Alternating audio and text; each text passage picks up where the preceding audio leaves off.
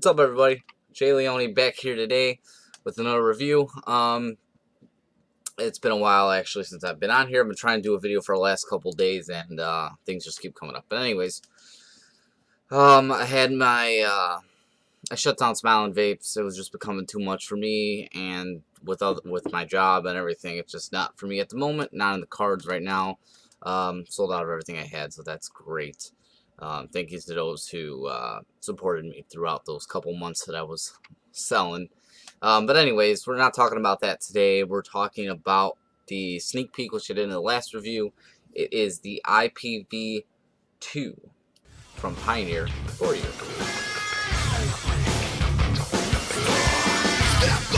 You're the next one and I'm gonna kill you. Don't believe it, but I'm betting that you will. Stop now, I'll let you live a little bit with the pain that I bring. You know it's only the beginning. So, we're going to be looking at the IPV2. This is a 50-watt box mod, regulated box mod, made from Pioneer for you. The guys that brought the, grab it, the 722 and the 730, which are both fantastic mods. They came out with the 720, the IPV2. I didn't know there was a version 1 till probably a little bit before I ordered this, and that was 35 watts. This is 50 watts. It's using the SX330 chip, from what I understand, and I've been testing it for a little bit over a week now, and I like it a lot. But we'll go over what's good and what's some of the flaws it has. Just gonna ramble off some features for you here for those tech people out there. So it's SX330 chip. It's an OLED screen. It's adjustable from 7 watts to 50 watts in 0.1 increments, obviously. It's got the touch sensor fire button, which we'll talk about. It can go from 0.2 ohms to 3 ohms, and yes, it does. I have tested that. Adjustable 510 pin. And as far as voltage that it outputs is 3.6 volts to 8.5, so it does have a step down regulator, so you don't have to fire everything at 4 volts like the Hana clones that we looked at a while ago. Got battery venting, micro USB for charging. It's an aluminum box. It's got nice clicky buttons and all that kind of jazz. But let's look at it here a little bit better, and you can see here. I'm not gonna do a close-up or anything. I just don't feel like taking the camera down. But it does say Pioneer for you, or not Pioneer for you, but it's got Pioneer logo right here. It's definitely engraved in there. You can feel it. It's not etched on there or anything. Give me a moment here. We'll fix this focus. Okay. And then you got some stylish, I don't know what you want to call this design here, again with their logo right there.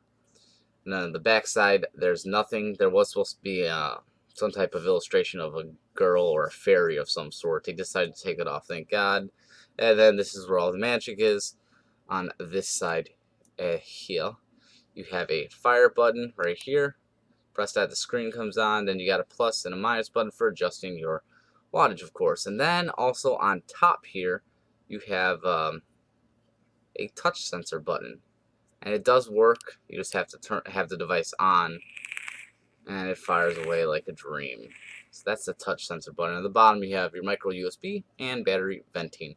And it also has a red light here when you're charging it to let you know it's charging. And then when it is charged, the light does actually go off. Battery life depends on what you're using on it. It goes from 7 to 50 watts. I've been using it exclusively right now at 40 watts.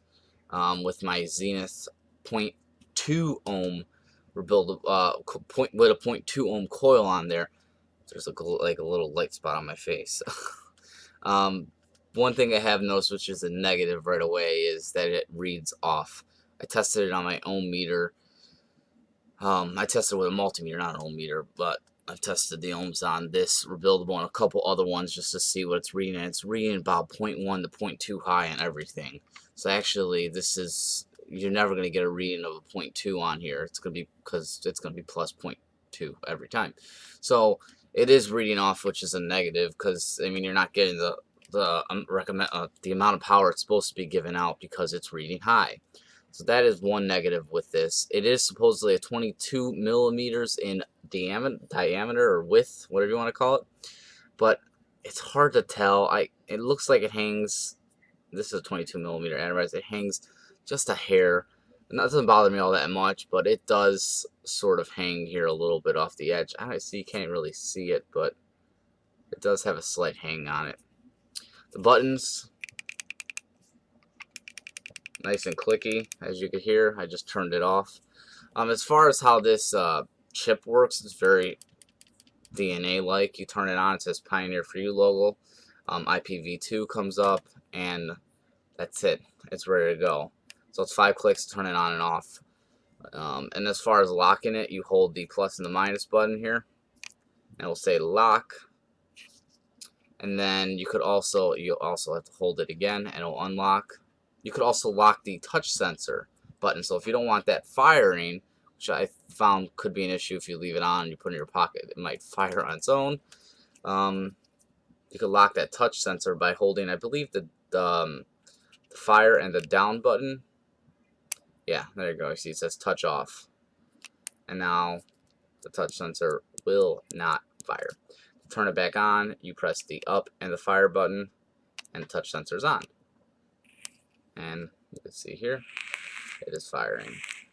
So those are the features. It's very self-explanatory, very simple to use. As far as the 510 connection goes, get into that real quick. There's your 510 connection. It's a Phillips head screw in there, which you can adjust to raise it up or lower it to make anything sit flush on top of here. So that's not an issue. The one other issue that bothers me with this is when I put on a my K-funds. For some reason, are one's doing this. Only my K-funds. I tighten it on, and it hits the screw, and I feel the screw spinning, like it's loosening as I'm tightening on, so it's never making a connection. As soon as it touches, it takes that screw down with the connection. So it will never make a connection. It just keeps loosening, and it wobbles on the top. So I can't use my K-funds on here for some reason. I think what would have fixed that is if the actual adjustment screw was reverse threaded. So when you're screwing it down, you're actually not screwing the screw down with the connection. So that's a negative. That and the fact that it's reading 0.2 off are two negatives, and the only negatives I really have with it. I guess the other negative would be the USB port being on the bottom, because you would have to lay it down to charge it. I actually lay it on the edge of my table, so this part's hanging off, and only this part's sitting on. This part here is sitting on, and then the USB is hanging off. That's how I've been doing. Or you take your atomizer off and do it that way.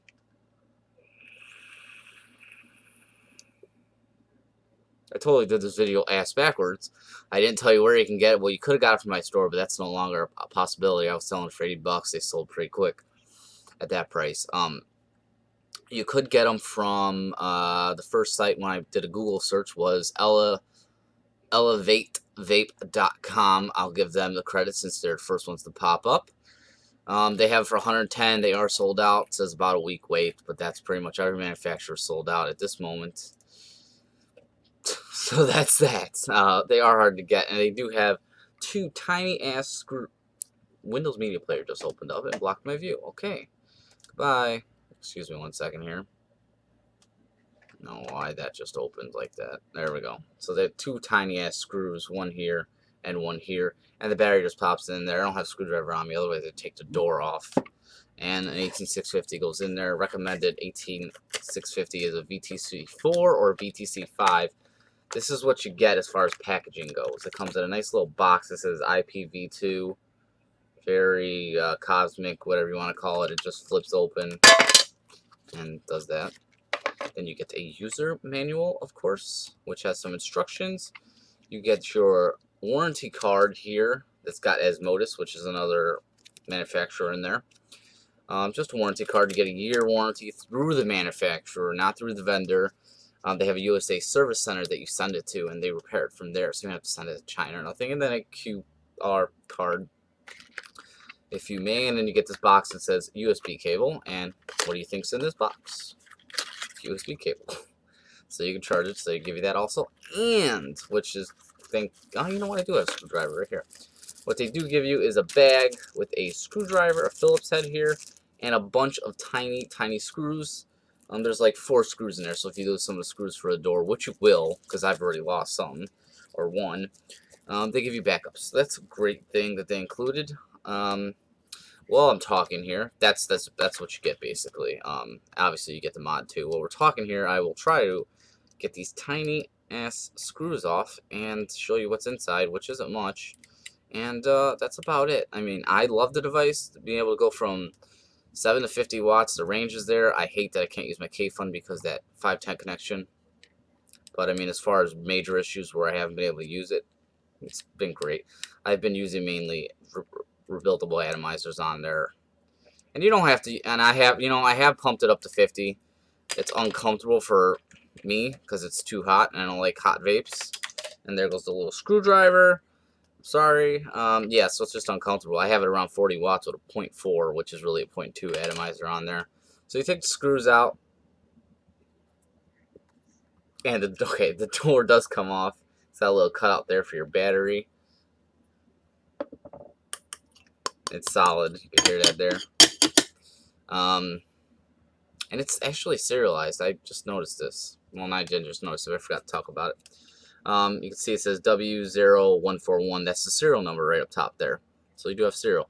And like I said, it's very simple. Boom. Battery goes in there. Beefy spring down at the bottom. Positive up, obviously, towards the top of the box. Just pops in there. And boom, it turns on. That's it. That's all there is to that. Now, I don't want to put the battery door back on because it'll take too long. Now, I'll turn it back on. Like I said, they have 110 bucks. Specs I already gave you. Yeah, they do make them in black and like a silver or gray, whatever you want to call it. I ordered black, and for some reason they sent me these. They're charcoal gray in my eyes. That's not black. So they do have a black version, but I haven't seen that black version yet. But like I said, it is really good for the price. I mean, 110 bucks for a 50-watt device, you can't go wrong. And let me show you how quickly the power. I think I showed this in the first look, but I'll show you again. Say my 15 watts now. We'll go all the way up to 50. See how quick that was from 50 to 15? Then we'll go back down, and you can see again how quick this is scrolling. This is a great accelerator in there. Boom. It took less than 10 seconds probably to go from 7 to 50. And then we'll go back up. We'll pop this up at 50, take a couple vapes, and we'll wrap it up.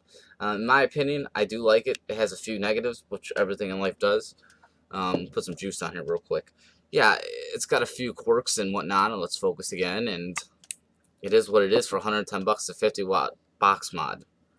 Can't go wrong with that. If you're gonna be using it for rebuildables and whatnot, it's great. It's great. I mean, you could use it for K-Funds if you could figure out a way to get the connection to stop spinning with the K-Fund for some reason. Maybe it's just my K-Funds.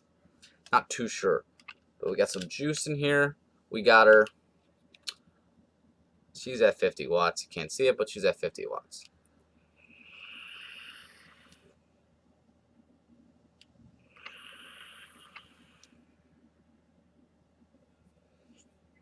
Very warm at 50 watts.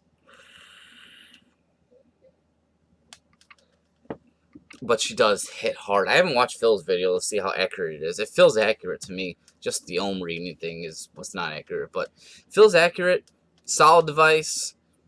110 bucks. Vape.com has them, or you can order them, pre-order them, whatnot from them. Of course, as always, thank you guys for watching. If you're not subscribed, please subscribe with the subscription link below. And until next time, everyone, live well and vape on. You don't believe it, but I'm betting that you will. Stop, no, I'll let you live a little bit with the pain and the brain. You know it's only the beginning.